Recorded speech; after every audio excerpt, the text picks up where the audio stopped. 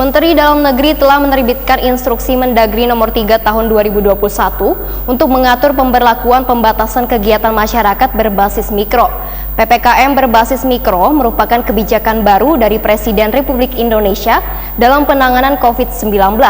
PPKM berbasis mikro ini akan mulai diterapkan Selasa 9 Februari 2021 hingga sepekan ke depan 22 Februari 2021.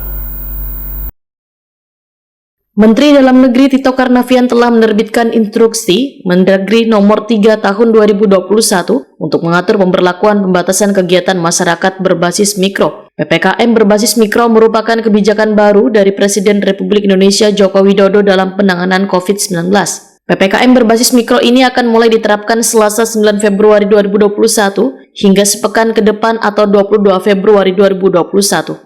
Wali Kota Banjarmasin Ibnu Sina, Waitakoni Prima TV Tengah hari Senin 8 Februari 2021 menyatakan, pemerintah Kota Banjarmasin akan mengambil langkah cepat dalam menekan kembali tingginya laju penularan virus corona, sejalan dengan keputusan Mendagri tentang penerapan PPKM berbasis mikro. Di Banjarmasin, penerapan PPKM mikro, ujar Ibnu Sina, akan dijalankan sama nang kaya pembatasan sosial berskala kecil, nang pernah dijalankan beberapa waktu lalu. Insya Allah kita akan sambung lagi. PPKM skala mikro ini kan sama dengan PSBK kalau di kita dulu ya. Berskala kelurahan, berskala kecil, berskala komplek. Artinya Banjarmasin siapa aja menang? Iya, rencana kita juga akan teruskan karena beberapa kelurahan ada terjadi peningkatan. Tetapi saya kira perlu diantisipasi ya. Misalnya di kawasan utara itu juga ada satu atau dua kelurahan yang angkanya mulai naik gitu. Saya khawatir itu nanti akan terjadi peningkatan kalau kita tidak antisipasi. Berapa lama Pak perpanjangan?